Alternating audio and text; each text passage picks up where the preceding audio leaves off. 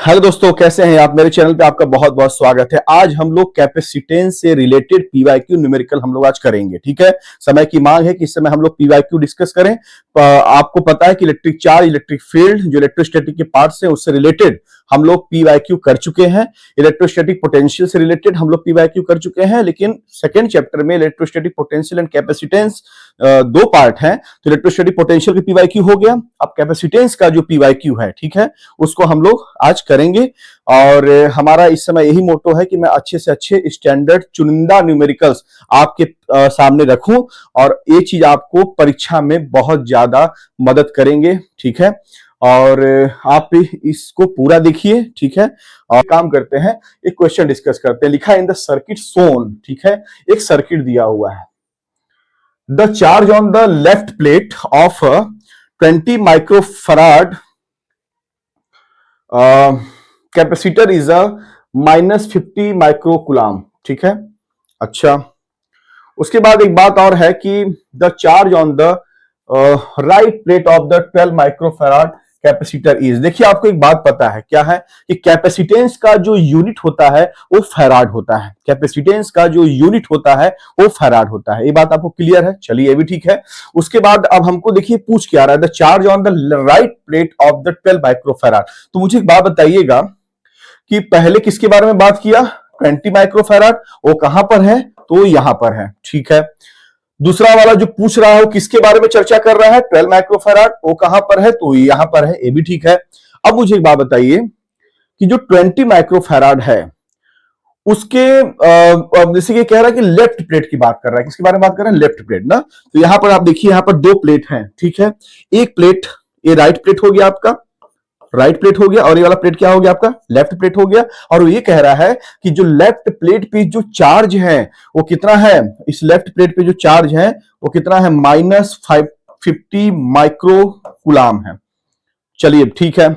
फिर क्या कह रहा है, कह रहा है कि the charge on the right plate of the 12 microfarad. यहां पर तो लेफ्ट प्लेट का दिया हुआ है और हमसे पूछ रहा है कि जो 12 माइक्रोफैराड के राइट प्लेट पे, जैसे इसका ये वाला प्लेट कौन सा हो गया, लेफ्ट प्लेट, इसका वाला हो गया राइट प्लेट, तो इस प्लेट पे चार्ज कितना होगा वो हमसे क्यू की वैल्यू पूछ रहा है। ठीक है, तो मुझे एक बात बताइए आप थोड़ा सा कि अगर मैं पहले, चूंकि इस पे 20 माइक्रोफैराड के लेफ्ट प्लेट पे -50 माइक्रोकुलाम दिया हुआ है। ठीक है, तो आपको पता है कि इसके जो राइट वाले पे सेम मैग्नीट्यूड का, बट अपोजिट साइन में अपोजिट होगा, मैग्नीट्यूड में सेम होगा। ठीक है, कितना हो जाएगा, +50 माइक्रोकुलाम चार्ज आ जाएगा। ये आपको पता है कि अगर लेफ्ट प्लेट पे -50 माइक्रोकुलाम है तो उसके सामने वाला जो प्लेट है, राइट प्लेट जो है, उस पे क्या होगा कि साइन चेंज हो जाएगा, लेकिन मैग्नीट्यूड क्या रहेगा उसका, सेम रहेगा, 50 माइक्रोकुलाम रहेगा।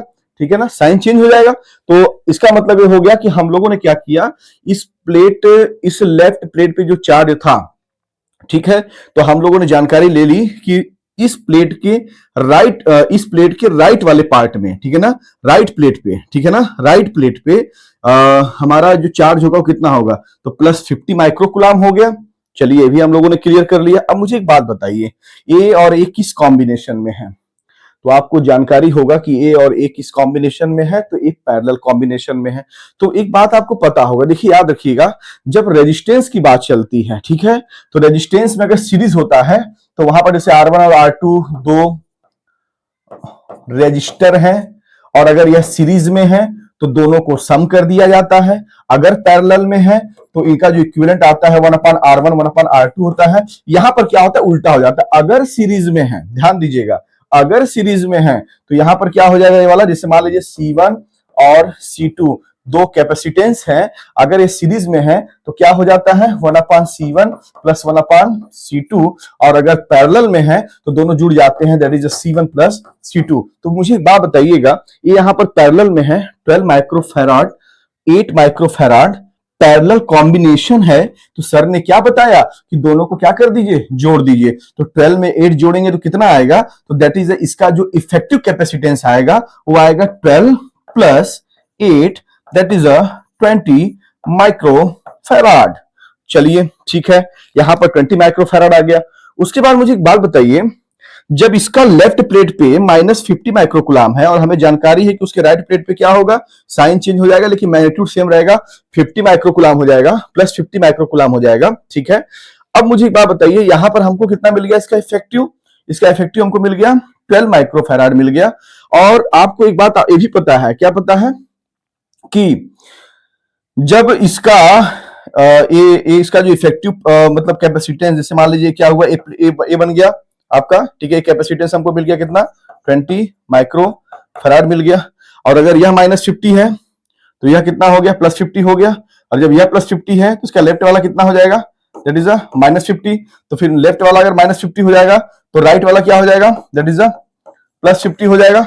ठीक है, ये आपको समझ में आ गया। अब एक बात बताइए, यहां पर जो वोल्टेज होगा वो कितना होगा, तो V इक्वल टू आपको पता है, जैसे Q इक्वल टू क्या होता है CV, तो V इक्वल टू क्या हो जाएगा, that is Q by C हो जाएगा। ठीक है, तो जब Q बाई C हो जाएगा तो Q कितना आ रहा है, Q कितना दिया हुआ है, जब हम लोगों ने Q कितना पाया है, दैट इज 50 माइक्रोकुलाम। ओके, और C कितना पाया हुआ है हम लोगों ने, 20 माइक्रो फैराड पाया हम लोगों ने। इसको हम सॉल्व करेंगे। ठीक है, इसमें अगर हम डिवाइड करेंगे 5/2 तो हमारा कितना आ जाएगा, B कितना आ जाएगा 2.5। ठीक है, माइक्रो से माइक्रो क्या आ जाएगा, कैंसिल हो जाएगा, दैट इज द वोल्ट।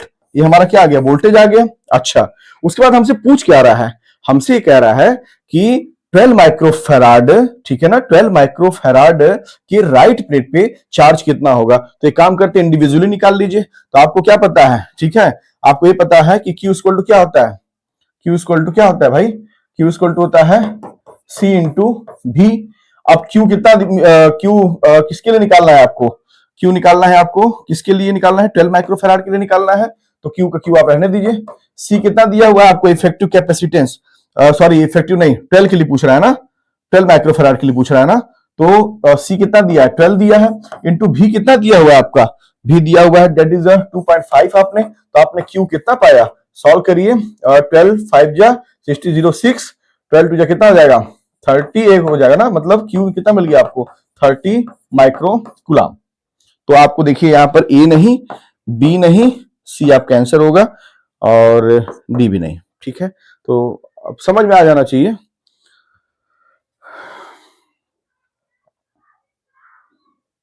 एक बार मैं और एक बार चर्चा कर दूं। चलिए एक बार मैं और चर्चा कर देता हूं आपके लिए एक बार मैं और चर्चा कर देता हूं, आपको समझ में आना चाहिए। ठीक है, आपको क्या आना चाहिए, समझ में आना चाहिए। ठीक है, मैंने वो मिटा दिया है, क्या बोलते हैं उसको, जो ऑप्शंस थे, आपको पता चल गया कि आंसर क्या आएगा। अच्छा, एक बात देखिएगा ना थोड़ा सा, जैसे अभी क्या था, जो क्वेश्चन हम लोग सॉल्व कर रहे थे, तो यहाँ क्वेश्चन में क्या था, यहाँ पर था हमारा कितना माइक्रोफैराड था यहाँ पर, that is a left plate 20 है ना, 20 माइक्रोफैराड था यहाँ पर हमारा, 20 माइक्रोफैराड था। यहाँ हमारा 12 माइक्रोफैराड था, यहाँ हमारा 8 माइक्रोफैराड था। ठीक है, अच्छा ठीक है, और यहाँ पर कुछ था वो आप देखे ही थे। ठीक है, और इसको थोड़ा सॉल्व करते हैं। कैसे सॉल्व करेंगे, सॉल्व ऐसे करेंगे कि जैसे आपको जानकारी है कि ये कह क्या रहा है, ये कह रहा है ना, the charge on the left plate of 20 microfarad. ठीक है ना, तो 20 माइक्रोफैराड कैपेसिटर में -50 माइक्रोकुलाम, मतलब इस वाले प्लेट पे -50 माइक्रोकुलाम दिया हुआ है। तो आपको पता है कि इसके राइट वाले पे कितना हो जाएगा, +50 माइक्रोकुलाम हो जाएगा। ये तो कंफर्म हो गया, एक बात ठीक है। उसके बाद एक पैरेलल कॉम्बिनेशन है, एक कैपेसिटेंस मान लेते हैं C1 है, ये वाला कितना है C2 है। तो इसका जो इफेक्टिव कैपेसिटेंस आएगा, क्योंकि पैरेलल है तो मैंने आपको बताया कि जोड़ दीजिए, तो 12 + 8 इक्वल टू कितना हो जाएगा, 20 माइक्रोफैराड हो जाएगा। ये भी ठीक है। उसके बाद हमसे कह रहा है कि 12 माइक्रोफैराड कैपेसिटर के ठीक है, कैपेसिटर के राइट प्लेट पे पूछ रहा है, मतलब इस वाले प्लेट पे हमसे पूछ रहा है कि चार्ज कितना होगा। तो बोल देंगे नहीं पता, तो that is to be calculated. तो अब इसको सॉल्व कर दीजिए। कैसे सॉल्व कर देंगे, आपको अब मतलब किससे रह गया, अब आपको मतलब यहां से रह गया, तो यहां से मतलब रह गया। ठीक है, तो आप एक बात बताइएगा मुझे, इसका जो इफेक्टिव कैपेसिटेंस आया वो कितना आया, दैट इज कितना आ गया, 20 माइक्रोफैराड आ गया। ये भी बात ठीक है। अब 20 माइक्रोफैराड जब आ गया तो आपको पता है कि यहां पर ये वाला कितना है, ये भी कितना है, 20 माइक्रोफैराड हो गया। ये भी ठीक है। ये चार्ज कितना है, -50, ये वाला कितना है, +50, तो ये वाला कितना हो जाएगा, दैट इज -50। ठीक है, क्योंकि आपको पता है ना कि सीरीज कॉम्बिनेशन में क्या होता है, 4 सेम होता है, ठीक है। ये कितना हो जाएगा, +50, ठीक है। तो आपको एक बात जानकारी हो गया, क्या जानकारी हो गया कि यहां पर जो इफेक्टिव कैपेसिटेंस जो आ रहा है, इफेक्टिव कैपेसिटेंस जो आ रहा है उस पर जो चार्ज है वो क्यू कितना हो गया आपका, 50 माइक्रो कुलाम हो गया, ठीक है। और आपको एक बात की जानकारी, क्यू इक्वल टू क्या होता है, सी भी। तो अगर हम पोटेंशियल निकाले तो भी इक्वल टू क्या हो जाएगा, क्यू अपान सी। क्यू कितना दिया है, 50 माइक्रो कुलाम। सी कितना दिया हुआ है, सी निकाला आपने, इफेक्टिव कितना निकाला आपने, 20 निकाला हुआ है, 20, 0 0 कैंसिल, ये माइक्रो फैराड है, ठीक है। उसे 2 से 5 कैंसिल करेंगे कितना आएगा, V इक्वल टू कितना आएगा, 2.5 वोल्ट आएगा। हमसे पूछ क्या रहा है, इंडिविजुअली 12 माइक्रो फैराड जो कैपेसिटर आपका यहाँ पर लगा, ये जो कैपेसिटेंस है, ये जो कैपेसिटर लगा हुआ है C1, उसका जो कैपेसिटेंस 12 माइक्रो फैराड है, इस पे पूछ रहा है चार्ज कितना है, इसके राइट प्लेट पे चार्ज हमसे पूछ रहा है। तो मुझे एक तो काम करिए, Q इक्वल टू क्या होता है, C इंटू V, और C कितना दिया हुआ है, C वो कितना है 12 माइक्रो फैराड, क्योंकि इंडिविजुअली निकालना है तो 12 इंटू V कितना दिया हुआ है। आपको पता है पैरेलल कॉम्बिनेशन वोल्टेज क्या होता है, सेम होता है। जब वोल्टेज सेम हो गया तो कितना आ गया, 2.5 हो गया, और इसका मल्टीप्लिकेशन करेंगे कितना आएगा, 30.0 माइक्रो कुलाम, दैट इज कितना हो गया, 30 माइक्रो कुलाम। ये क्या हो गया आपका Q, ये क्या हो गया आपका आंसर हो गया। तो 30 माइक्रो कुलाम आपका क्या हो गया, आंसर हो गया, ठीक है।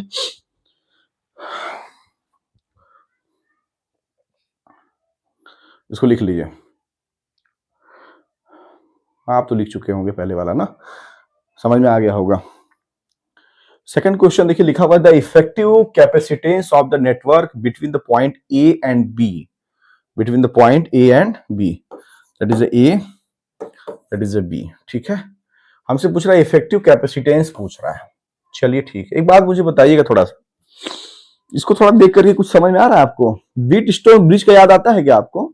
तो व्हीटस्टोन ब्रिज में कुछ ऐसे ही होता है ना, कैसा होता है, थोड़ा सा ऐसे इस टाइप का कुछ होता है ना, ऐसे होता है, ऐसे थोड़ा सा ऐसे से कर लेते हैं ना, याद आया कुछ ऐसे लगा रहता है, ऐसे से, ठीक है। बीच में गैल्वेनोमीटर जोड़ दिया जाता है, गैल्वेनोमीटर जोड़ दिया जाता है, ठीक है, याद होगा कुछ आपको। तो वहां पर क्या होता है, वहां पर ऐसे हो जाता है कि दैट इज ए हो जाता है, पी हो जाता है, ठीक है, ये क्यू हो जाता है, आर हो जाता है और एस हो जाता है।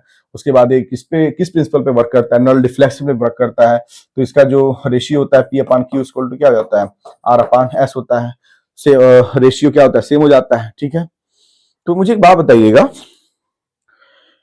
अगर ये पी है और ये क्यू है, तो पी अपान क्यू ले लिया हमने, और यह आर है और एस है, तो आर अपान एस लिया हमने, और हमने यह पाया कि दोनों का रेशियो क्या हो गया, सेम हो गया, और ये नल डिफ्लेक्शन पे काम कर रहा है, ठीक है ना, नल डिफ्लेक्शन पे काम करता है व्हीटस्टोन ब्रिज, आपको जानकारी है।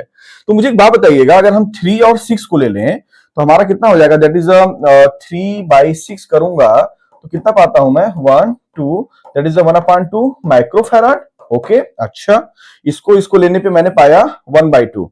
अब थोड़ा मैं इसको और इसको ले लूं तो 6/12 कर रहा हूं, तो 1 2, that is 1/2 micro farad. It means that मैं दोनों का रेशियो, मैं जो रेशियो पा रहा हूं वो क्या पा रहा हूं, सेम पा रहा हूं। तो सेम पा रहा हूं तो मुझे याद आ गया अब किसका, व्हीटस्टोन ब्रिज का। तो नल डिफ्लेक्शन होने का मतलब क्या होता था, ठीक है ना। आप जैसे देखिए, आपको पता है नल डिफ्लेक्शन का मतलब क्या होता था, वहां पर हमको जो मिलता था वो क्या मिलता था, IG इक्वल टू क्या मिल जाता था, 0।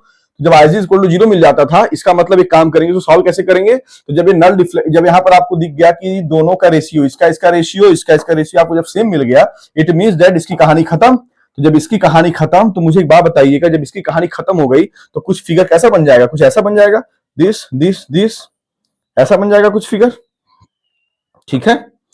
ये फिगर आपका कुछ ऐसा बन गया, ठीक है। जब इसकी कहानी खत्म हो गई तो फिगर कुछ ऐसा बन गया। तो जब ऐसा बन गया तो ऑब्वियसली ये वाला क्या हो गया, सीरीज में हो गए, और ये वाला भी क्या हो गया, सीरीज में हो गए। तो मुझे एक बात बताइएगा, अगर 3 माइक्रो फैराड और 6 माइक्रो फैराड है तो यहां पर लिखेंगे 3 और 6 किसमें हो गए, सीरीज में, और 6 और 12 ये किसमें हो गए, सीरीज में हो गए।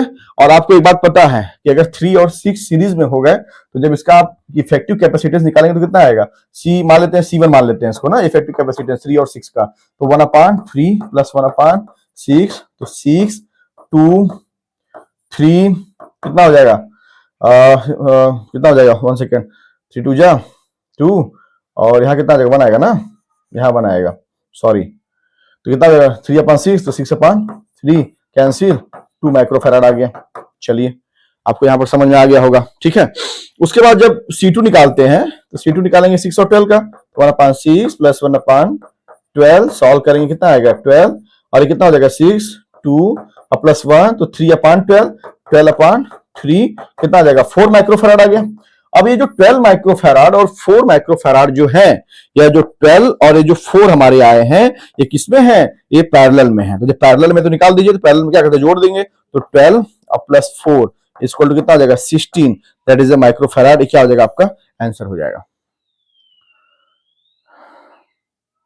ठीक है, तो इसका आपने, sorry I am extremely sorry, मुझसे कुछ चूक हो गया क्या, हाँ चूक हो गया, सॉरी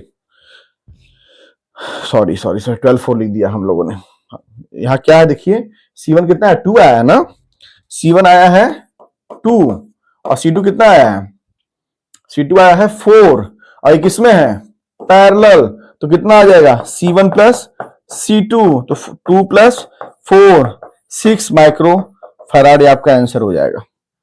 चलिए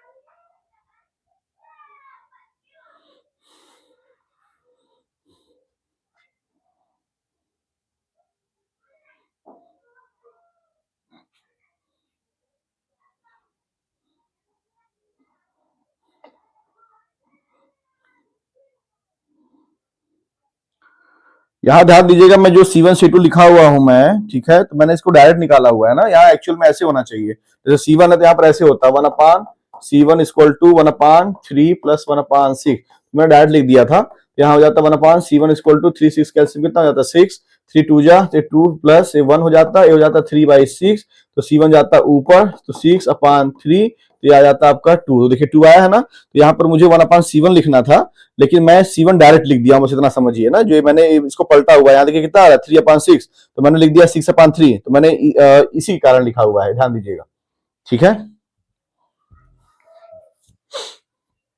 इसके बाद जो क्वेश्चन हम लोग सॉल्व करते हैं, थोड़ा सा देखते हैं क्या लिखा हुआ। लिखा है the capacitance of a parallel plate capacitor is 10 microfarad when the distance between its plate is 8 centimetre ना, if the distance between the plate is the half the capacitance will become. मुझे एक बात बताइएगा, पैरेलल प्लेट कैपेसिटर इज दिया, देखिए capacitance मतलब दिया हुआ है, मतलब क्या पहले लिखेंगे गिवन दैट, क्या दिया हुआ है, तो देखिए दिया क्या है, दिया है C equal to 10 microfarad. ठीक है, when the distance between plate is 8 centimetre, ठीक है, मतलब जो D दिया हुआ है वो कितना दिया हुआ है 8 सेंटीमीटर दिया हुआ है। ठीक है, और आपको एक फार्मूला पता होगा, क्या पता होगा, C यहाँ दो कंडीशन दिए हुए हैं, पहला condition and the second condition, तो पहले वाले को C मान लेते हैं। C इक्वल टू फार्मूला पता है आपको एप्सिलॉन 0 A अपान क्या होता है D होता है। ठीक है, C कितना दिया हुआ है, C आपका दिया हुआ है दैट इज 10 दिया हुआ है, ये भी ठीक है, और एप्सिलॉन 0 A हो गया आपका, और D कितना दिया हुआ है आपका 8 सेंटीमीटर, इसको मीटर में कन्वर्ट करेंगे कितना आ जाएगा 8 अपान 100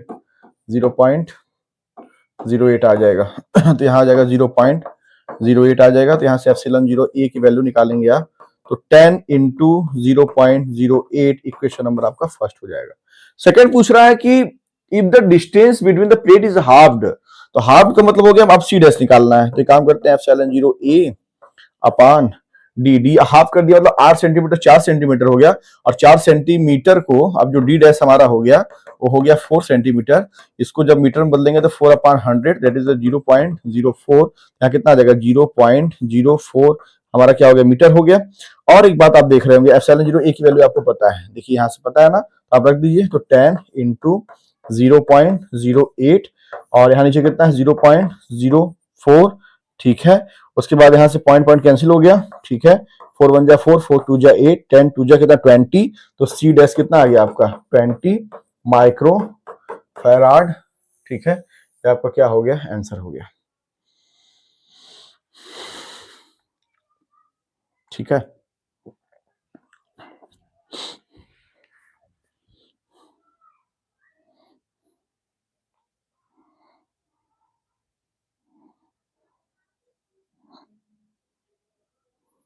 कहीं और कहीं मिस्टेक दिख रहा है आपको? हाँ मिस्टेक है, क्योंकि इसका माइक्रो फैराड दिया हुआ है ना, तो ये 10 माइक्रो 10 इंटू कितना हो जाएगा 10 टू द पावर -6 फैराड। ठीक है, तो यहां पर भी कितना हो जाएगा 10 इंटू 10⁻⁻6 फैराड। यहां पर भी कितना हो जाएगा 10 इंटू 10⁻⁻6 हो जाएगा। सॉल्व कर देंगे कितना आ जाएगा 20 इंटू 10⁻⁻6 फैराड लिख दीजिए, और यार 10⁻⁻6 हटा करके आप माइक्रो फैराड लिख दीजिए। ठीक है, 20 माइक्रो फैराड, ये आपका आंसर हो गया।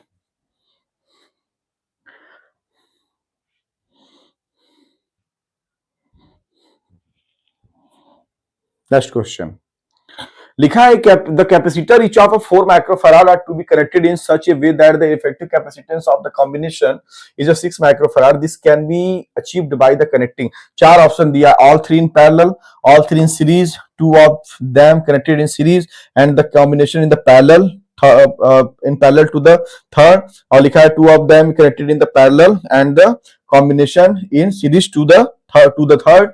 तो आपको यहां करना क्या, देखिए ये समझिएगा, इन्होंने ये कहा है कि the capacitors each of 4 microfarad are to be connected in such a way that the effective capacitance of the combination is 6 microfarad. ठीक है ना। अच्छा, यहां पर एक बात समझिएगा आप थोड़ा सा, यहां पर देखिए एक वर्ड आया हुआ है, देखिए ना, 3 2 ऑफ देम। ठीक है ना, क्या लिखा हुआ है 2 of them in series and the third आया है। इसका मतलब ये सब हो गया, कंफर्म हो गया कि भाई जो कैपेसिटर्स हैं वो कितने हैं, 3 कैपेसिटर्स हैं। कितने कैपेसिटर्स हैं, 3 कैपेसिटर्स हैं। और इनका जो कैपेसिटेंस है, जैसे एक कैपेसिटर, 2 कैपेसिटर, 3 कैपेसिटर, सबका जो कैपेसिटेंस वो कितना है 4 माइक्रोफैराड 4 माइक्रोफैराड 4 माइक्रोफैराड। अच्छा ठीक है, फिर ये कह रहा है कि इसका जो इफेक्टिव है वो कितना है 6 है। तो इसका इफेक्टिव 6 होगा तो कब होगा। अच्छा एक बात बताइए, अगर मैं अब देखिए यहां पर हम लोग के पास क्या है ना, अब हमारे पास तरह तरह के ऑप्शंस आएंगे, तो हम लोग ऑप्शन देखते हैं। अगर मान लीजिए हम इनको तीनों को हम सीरीज में जोड़ लेते हैं, तो अगर सीरीज में करेंगे तो क्या हो जाएगा, तो 1/4 प्लस 1/4 प्लस 1/4 और कितना हो जाएगा 3/4, तो आएगा 4/3 और इज नॉट इक्वल टू 6, 6 के बराबर तो नहीं है। तो मतलब ये हो गया कि तीनों के तीनों सीरीज में हम नहीं करेंगे। अगर हम पैरेलल कर लेते हैं तो 4 4 4 4 4 8 4 12 12 माइक्रोफैराड, तो 12 microfarad is not equal to 6, तो मतलब हम तीनों को पैरेलल में भी नहीं करेंगे। अच्छा, उसके बाद मुझे बात बताइए, अगर 4 माइक्रोफैराड है, एक काम करते हैं ना, इन दोनों को पहले थोड़ा सीरीज में कर लेते हैं, फिर जो आएगा उसको इसके साथ पैरेलल में कर लेते हैं। पहले थोड़ा सा पहला स्टेप सीरीज, फिर जो आएगा उसको पैरेलल ना, देख 4 4 को करो तो 1/4 प्लस 1/4, तो कितना हो जाएगा 2/4, और 2/4 मतलब कितना हो गया 4/2, ये आ गया 2 आ गया। अच्छा, ये 2 आ गया सीरीज में, और 2 और 4 को अगर हम पैरेलल में कर देंगे तो कितना हो जाएगा हमारा 2 और 4 पैरेलल में हो जाएगा, तो 2 प्लस 4 इक्वल टू 6, तो 6 आ गया। 6 आ गया, इसका मतलब ये हो गया कि 2 को, ठीक है, 2 कैपेसिटर को हम लोग सीरीज में पहले जोड़ेंगे, उसके बाद जो इफेक्टिव कैपेसिटेंस आएगा उसको थर्ड के साथ हम लोग पैरेलल में जोड़ेंगे, तो हमारा जो इफेक्टिव कैपेसिटेंस आएगा वो 6 माइक्रोफैराड आएगा। तो हम यहां पर देखेंगे all 3 in parallel, no, all 3 in series, no, 2 of them connected in series and the combination in the parallel to the third, yes, and D is cancel. Okay, तो C आपका आंसर हो जाएगा।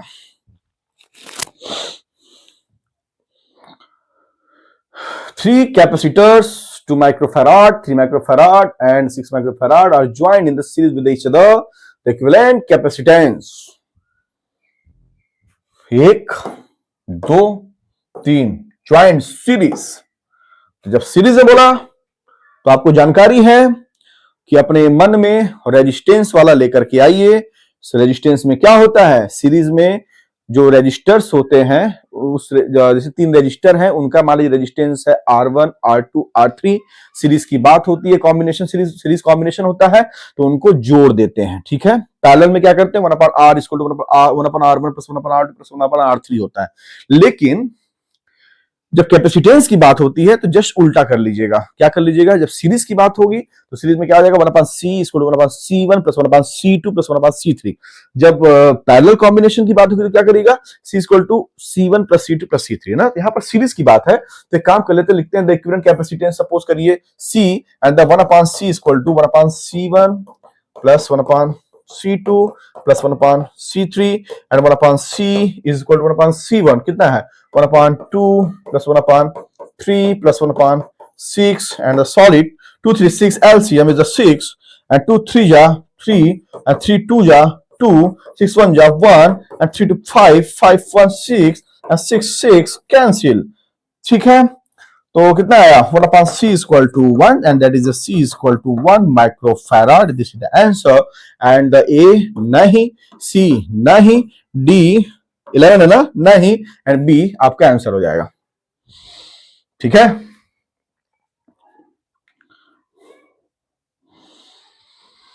अब एक क्वेश्चन मैं बताने वाला हूं वो क्वेश्चन है ना जैसे मैं आपसे क्वेश्चन पूछता हूं बताइएगा मुझे कि सपोज करिएगा कि यू हैव अ कैपेसिटर ये भी अपने आप एक पीवाईक्यू है लेकिन मैंने इसको लिखा हुआ नहीं है क्वेश्चन तो मैं क्वेश्चन को आपको ऐसे समझा दे रहा हूं कि ये सपोज करिए दैट इज अ कैपेसिटर इस कैपेसिटर को बैटरी से आपने कनेक्ट कर दिया और कनेक्ट करने पे यह चार्ज हो गया प्लस तो यहां plus plus plus minus minus minus अच्छा अब सपोज करिए इस बैटरी को आपने डिस्कनेक्ट कर दिया और कनेक्ट करने के बाद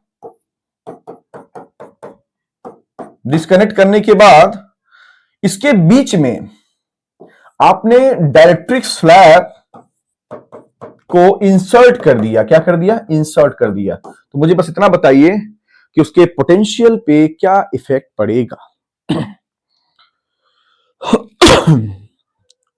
थोड़ा सोच के बताइएगा सॉल्व करके कमेंट में आप बता सकते हैं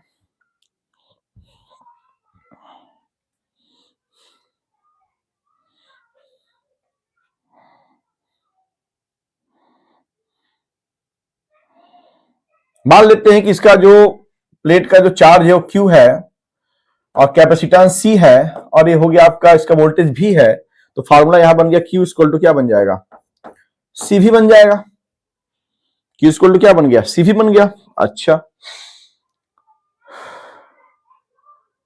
ठीक है आगे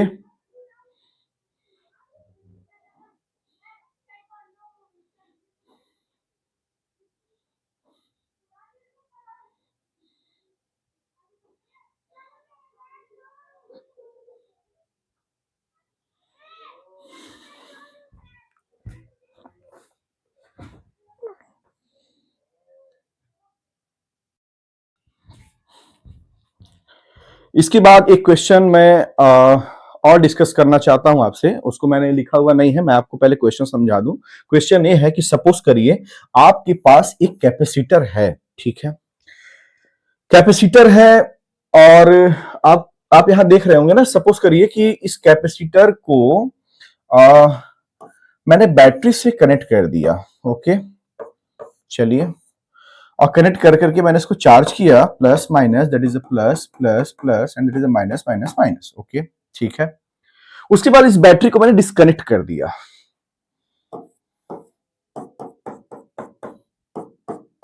ठीक है तो क्वेश्चन बस इतना है कि इसका जो प्लेट के बीच का जो लेफ्ट प्लेट राइट प्लेट के जो बीच का जो पोटेंशियल डिफरेंस होगा वो क्या चेंज होगा चेंज तो कितना होगा अगर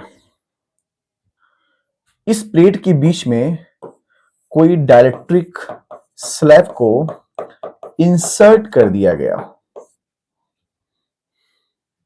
अगर आंसर पता है तो कमेंट के माध्यम से आप मुझे बताइए इसका आंसर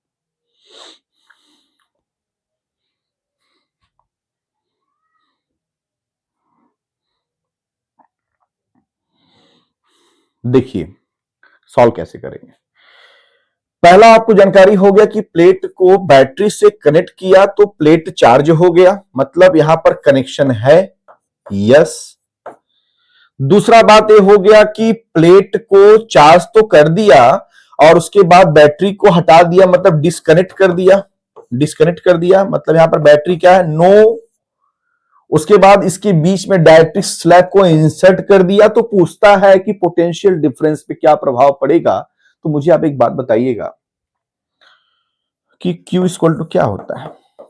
C भी। दोनों का जो चार्ज होगा वो तो सेम होगा, मतलब here Q equal to constant. जो वेरी होगा वो कैपेसिटेंस में होगा और V में होगा। तो इसका मतलब ये first condition and second is that is the Q equal to suppose C dash V dash, और हमें यही निकालना है V डैश। तो यहां से V डैश हमको क्या मिल जाएगा? That is the Q upon C dash. और आपको एक बात की जानकारी है, क्या जानकारी है? कि अगर दो प्लेट है, ठीक, उनके बीच में अगर दो प्लेट है, अगर उनका कैपेसिटेंस मान लीजिए, सॉरी, जैसे कैपेसिटर है, अगर उसका कैपेसिटेंस मान लीजिए कितना है? 2 है। कितना है? 2 है, ठीक है ना। जैसे कैपेसिटर है, इसका कैपेसिटेंस मान लीजिए कितना है? 2 फैराड है। और अगर इसके बीच में डाइलेक्ट्रिक स्लैब अगर वो लगा दिया जाए, ठीक है, और सपोज करिए क्या उसका जो डाइलेक्ट्रिक कांस्टेंट है उसकी वैल्यू कितनी है? अगर मान लीजिए 2 है, तो आपको पता है कि जो आपका वो हो जाएगा, क्या हो जाएगा? कैपेसिटेंस वो कितना हो जाएगा? 2 इंटू 2 इक्वल टू 4 हो जाएगा। It means that C dash equal to K C. तो यहां पर एक काम करिए, V डैश निकालना है, तो V dash equal to Q आपका कांस्टेंट है, और C डैश कितना है भैया? C डैश है के सी, और Q इक्वल टू कितना होता है? Q इक्वल टू होता है V डैश इक्वल टू कितना हो जाएगा? Q इक्वल टू होता है सी भी, और यहां पर कितना हो जाएगा? K C cancel out. V dash equal to क्या हो जाएगा? V upon K. It means that 1 upon K times जो पोटेंशियल होगा वह क्या हो जाएगा? 1 अपॉन के टाइम्स पोटेंशियल क्या हो जाएगा? डिक्रीज हो जाएगा। क्या हो जाएगा? डिक्रीज हो जाएगा, ठीक है।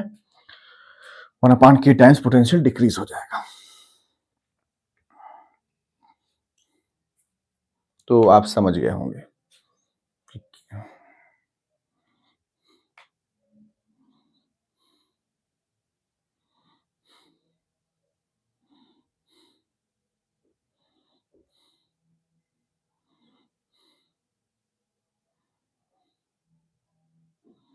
ठीक है।